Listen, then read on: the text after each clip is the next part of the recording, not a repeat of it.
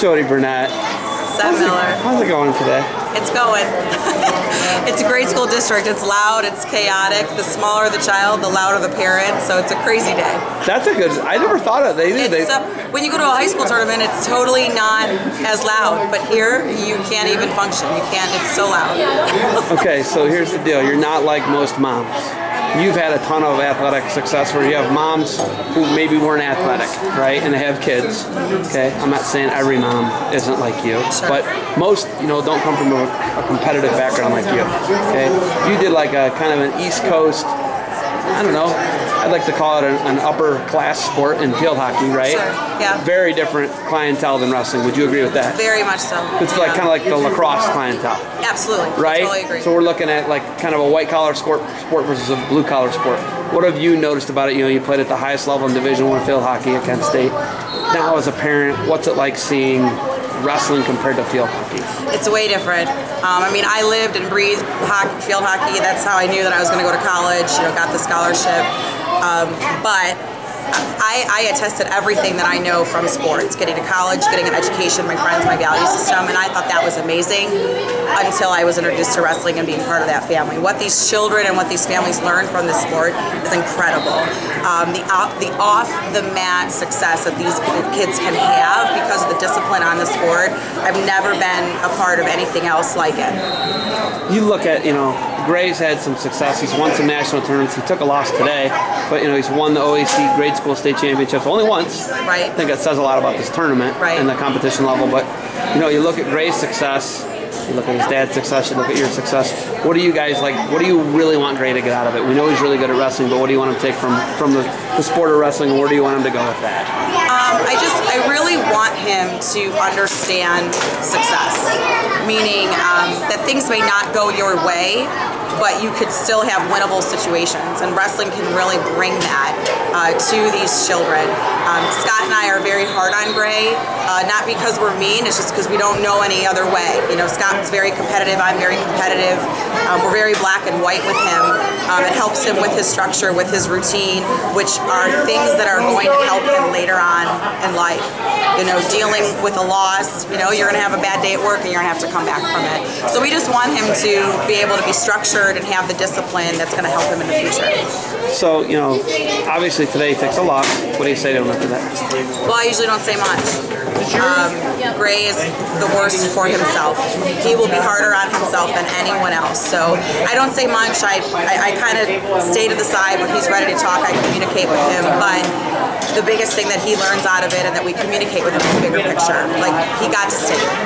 By not winning districts, he's not going to get the seed that we would prefer, but he's going to state, and that's the big picture. He's already lost to this kid 2 years ago, and then at that state tournament, he placed higher than him at the state tournament. So, you have to kind of think that big picture. Wrestling is a marathon. Yeah, great. Gray's had a lot of success as a youth wrestler, but when he gets to college or even high school, does that matter? It matters for the stepping stones, but are people really going to remember what he did when he was 6 years old? It's all part of the process. Next stepping stone, next step on the podium to get to the success that he wants to be of a high school state champ, national champ, world champ, Olympic champ. We say it every day in practice, and that's his goal. So, I look at it, he had the Dirty Flow Scramble. Remember that thing went viral? It's been watched millions of times. You realize that, right? It's like, when it goes on, I want to play the song like,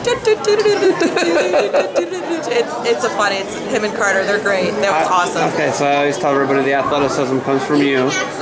Everybody else says it comes from his dad, but I don't think people know. They don't know, but you've done this, you've done your sport at the highest level, it kind of becomes a job. Right. Like when team's got to win and your coach recruits you for something. Right. Are you able to impart any of that onto any of the wrestlers for BTW, your kids? Do people get it at the next level? It's more of a business-oriented thing, and you got to produce, you got to win. Can you impart any of that? Yeah, absolutely. I think people say it all the time that wrestling is not a sport, it's a lifestyle. We call it the process, we call it the grind, we call it the buy-in.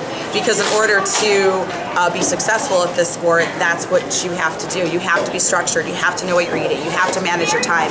Even at a tournament, Gray understands how to manage his time. He knows that he's got to go to work, and it's his job. And he has plenty of time to play, but when we're here, he's focused.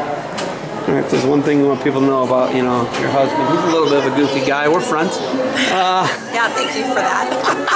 Thanks, Ed Miller, for my husband. Yeah, but what about, you know, being married to a wrestler is so different. That's what he does full time. It's a full-time job as a 38-year-old man. That's all he does for a living. Well, I shouldn't say that's all he does. But he coaches. That's all he does. What he does, right? What's it like being married to like a wrestling fanatic? There are good days and there are bad days. And part of being married to it is you got to buy in, just like the athlete. You need to be all in. You either need to be in it or not. So for us, it's important that I volunteer with everything, that I'm involved with everything, so I know what's going on, because that's how we spend time together. And that's how my family spends time together.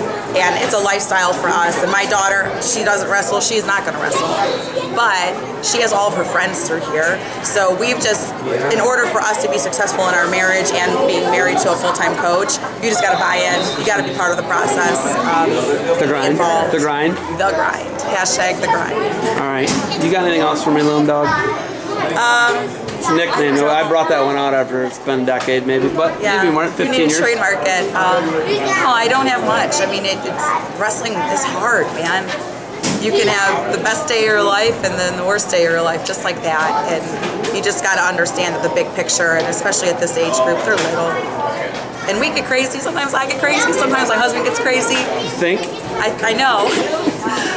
But you have to back it up, and then you get caught in the moment, but you have to understand that it is bigger picture, and it is a marathon. The stuff that we're going to get out of it in the long run for him, of the success he'll have in high school, and then everything that he's going to be able to do in college off the mat because of all the discipline and hard work and sacrifice he's learned from the sport. You just got to keep thinking big picture, big picture. Last thing, I'm going to let you go then. You made the spreadsheet, Scott didn't. What's that mean? You made the spreadsheet to be interviewed, and Scott didn't. What's that mean? I don't know. I don't know what that means. I think that's a testament, though, to what I'm saying. Like, be involved. Yeah, you're pretty involved. Be involved. Yeah. I know the people. I know that I helped with weigh-ins last night. You know, you got to be involved. I think that's just why. And people have a good relationship with me. I think most people like me. I'm sure there's a lot of people out there that don't like me, but you know, you just be involved. And I don't know, maybe it was Gray's name drop that he did at the last interview, or your name dropped to me, that maybe that was it. Thanks for the time. Good luck today. Thanks, son.